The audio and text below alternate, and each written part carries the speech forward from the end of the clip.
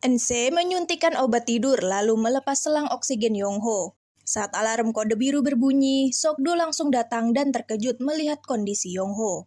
Namun, Sokdo berusaha menyembunyikan bukti bungkus obat tidur, juga kembali memasang selang tersebut. Kemudian dengan panik melakukan CPR sebagaimana mestinya dibantu para perawat. Hingga akhirnya Sokdo berhasil membuat denyut nadi Yongho kembali. Namun, demi keselamatan Yongho, Sokdo terpaksa bilang jika Yongho sudah meninggal. Dengan buru-buru, Sokdo membawa Yongho. Ia berusaha menelpon Jae-gyong tapi tak diangkat, karena Sokdo kira ini ulah Jae-gyong. Kemudian, Sokdo pun membawa Yongho ke kamar jenazah. 혼자 좀 있고 싶은데. Saat hendak menyuntikkan penawar, Jae-song tiba-tiba muncul karena panik ayahnya wafat. Sokdo pun berkata jika Yongho masih hidup, dan ia akan berusaha menyelamatkannya. Mendengar itu membuat Jae-song merasa lega. 아버님, 배송이 왔어요. Jae-song pun meminta Sokdo agar tak mengatakan apapun pada Jae-gyong, dan meyakinkan Jae-gyong jika ayah mereka telah tewas. Jae-song dan Sokdo pun menggunakan mayat tak dikenal sebagai pengalihan, lalu memindahkan Yongho ke suatu tempat untuk dirawat hingga pulih. 조금만 더 힘내세요. Sementara itu, kepanikan Yongho langsung mereda saat melihat Banggel sadar. Ia langsung memeluknya erat. Saat ambulans datang, Banggel pun segera diobati. Sang-ji khawatir dengan keadaan Banggel, sedangkan manajer Park dan Banggel bingung melihat Yongho begitu peduli. 좀 알아야 될 것 같은데. Banggel mempertanyakan rencana Yongho yang sebenarnya. Ia juga menunjukkan kontrak Jae-gyong dan Taeha yang ia curi dari rumah pimpinan Na. Melihat itu, Yongho pun marah karena ia khawatir Banggel bisa celaka. Sementara Banggel merasa bingung, selama ini Yongho berusaha melindunginya. Ini seharusnya balas dendamnya, tapi Yongho selalu ikut campur, padahal ia orang luar. Yongho lalu berkata jika ia takut Banggel terluka dan gelap mata karena balas dendam ini. Yongho juga bilang jika ia tengah memulihkan CCTV di ponsel Duho sebagai bukti, karena Ense adalah pembunuh sebenarnya. Banggel terkejut mendengarnya. Sambil menahan kesedihan, ia meminta Yongho mundur karena ini urusannya. Namun Yongho mengingatkan, meski balas dendam, Banggel tak boleh menjadi orang jahat, karena bisa menghancurkan masa depannya. Jadi biar Yongho yang melakukan pekerjaan kotor. Dan kini mereka pun kembali bekerja sama. 복수에 너 껴주는 거야. Rencana pertama adalah menyingkirkan sekretaris Jo. Saat pimpinan Na memanggil dan meminta penjelasan terkait foto Yongho bersama Banggel, Yongho terlebih dulu bilang agar sekretaris Jo sebaiknya dipecat karena semua kekacauan di pabrik akibat ulah sekretaris Jo. Namun pimpinan Na tak mempercayainya sampai data teknologi hidrogen teruji. Dan Yongho juga bilang jika ia menjadikan Banggel sebagai tameng agar Jae-gyong tak curiga dengan kekacauan di pabrik. 위태위태하겠구만. 아주 볼만할 겁니다. Kemudian Sang-ji mengirim pesan jika rekaman CCTV berhasil dipulihkan. Saat Ense pulang, Banggel menghadangnya setelah tahu Ense pelaku aslinya. Ense kesal melihat Banggel menghalangi jalannya dan hendak menabraknya. Namun Jae-song datang menjadi penengah. Saat mereka adu mulut, Jae-song pun membela Banggel dan meminta Ense segera masuk. 그만 들어가. 이 강시심한 짓구석. Ketika Banggel memberitahu Jae-song jika Ense yang membunuh ayah, Jae-song pun terkejut. Ia menyalahkan dirinya karena dulu ngotot menikahi Ense, padahal Yongho sudah memperingatkan jika Ense licik. Sementara Son-hee langsung emosi saat tahu kebenarannya. Son-hee merasa kasihan pada Jae-song dan cucunya karena Ense yang jahat. Banggel pun berkata jika ia akan membalas kejahatan mereka. Yongho yang sedih melihat itu kemudian menelpon Jae-gyong dan bilang jika semuanya sudah siap. Di rumahnya, Ense bilang pada pimpinan Na jika ia akan menggugat cerai Jae-song karena tak tahan dengan keluarga itu. Lagi pula, kelemahan Jae-gyong sudah dalam genggaman mereka. Tapi tiba-tiba Ense menerima telepon dari Direktur Kwon jika ia dipecat dari Direktur Eksekutif Choi Song. Ense pun langsung menemui Jae-gyong penuh amarah. Jae-gyong sengaja melakukan itu agar Ense terpancing. Setelah tahu Yongho telah menemukan rekaman CCTV rumah sakit. 포렌식한 영상입니다. Mengetahui Jae-gyong berusaha menyingkirkannya, meski dilarang pimpinan Na agar tak gegabah, Eun-se yang emosi langsung menghubungi media untuk mempublikasikan rekaman suara Jae-gyong yang mau membunuh ayahnya. Juga foto Jae-gyong terakhir menjenguk ayahnya. Dan dengan cepat berita itu langsung viral.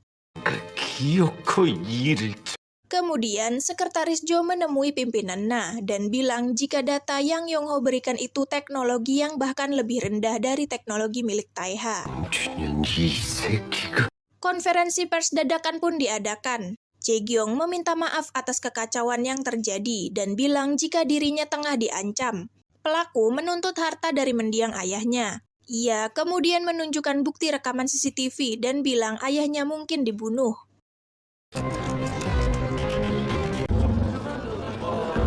Namun Jae-gyong tak menjelaskan siapa tersangkanya. Sambil memasang wajah sedih, Jae-gyong berkata jangan lagi kematian ayahnya dimanfaatkan. Melihat opini publik berbalik mendukung Jae-gyong membuat Eun-se panik dan merengek pada pimpinan Na. Namun akhirnya mereka justru menyalahkan satu sama lain. Lalu polisi datang dan menangkap Sekretaris Jo atas pencurian teknologi hidrogen. Pimpinan Na pun segera datang menemui Jae-gyong. Di sana, Jae-gyong mematahkan semua alibinya. Jae-gyong menawarkan kesepakatan agar Taeha tak hancur. Pimpinan Na harus menyerahkan Taeha energi, juga dana gelapnya yang disimpan di Singapura. Dan selama kejahatannya bisa tertutupi dan Taeha tak hancur, pimpinan Na pun setuju meski Eun-se menentangnya. Yong-ho pun bilang agar pimpinan Na segera menyiapkan penerbangan. Sementara Jae-gyong merasa bahagia dengan keadaan. Ia pun berambisi ingin mengambil alih Taeha, yang tanpa ia sadari Banggel mendengar semua perkataannya melalui panggilan telepon Yong-ho. 금방 끝날 거야. Dan keesokannya Yong-ho tiba di bandara. Disusul Eun-se bersama pengawalnya untuk pergi ke Singapura. Dibantu Jae-gyong yang telah menyiapkan ahli pencuci uang kenalannya, juga Banggel yang telah menyamar. Di kantor, Jae-gyong bahkan telah menyiapkan proposal akuisisi Taeha Energi. Setelah itu, Jae-gyong menemui Sok-du karena merasa curiga. Setelah sekretarisnya menemukan obat-obatan koma di mobil Sok-du. Juga Sok-du yang menolak bergabung dengan Choi Song Kimia atau CNT.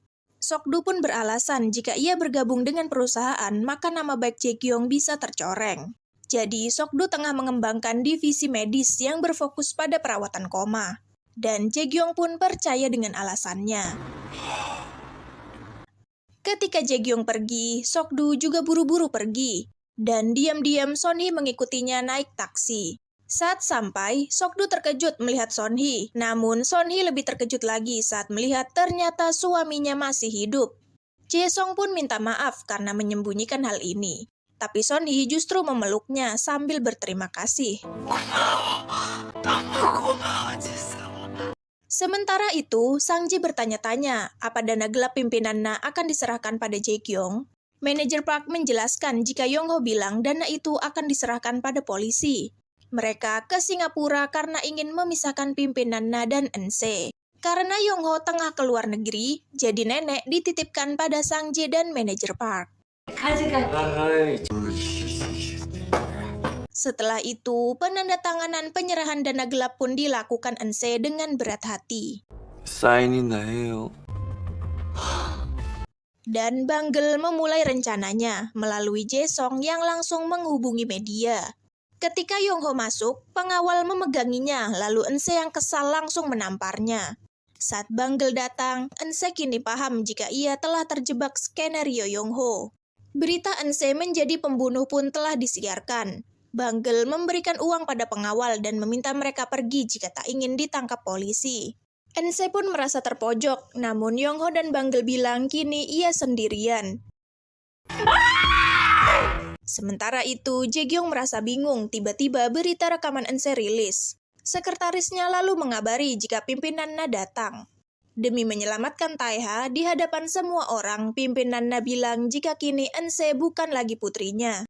Namun, semua itu tak berguna saat polisi datang menangkapnya atas dana gelap dan juga membunuh Du-ho. Karena sebelumnya, manajer Park datang ke kantor polisi menyerahkan bukti-bukti. Tak berhenti di situ, pihak kejaksaan pun mulai menggeledah juga menyita barang-barang Taeha. Sementara itu, Eunse kini juga marah dengan pimpinan Na.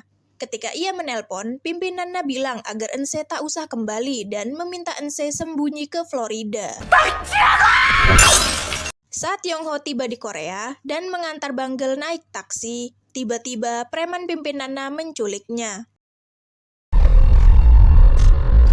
Yongho pun disekap di suatu tempat. Kemudian entah bagaimana pimpinan Na duduk di hadapannya. Yongho menatapnya sambil tertawa juga bicara tanpa takut padanya, yang mengingatkan pimpinan Na pada pimpinan Yongho, hingga membuatnya emosi lalu menghajar Yongho dengan tongkat. Ketika tengah malam, Jae-gyung yang ketiduran karena menunggu telepon Yongho tiba-tiba dibangunkan oleh panggilan dari ayahnya. Jae-gyung terkejut. Lalu ayahnya mengirim video Jae-gyung hendak menghabisinya saat koma. Dan kemudian Yongho pun datang dengan tubuh aslinya di hadapan Jae-gyung.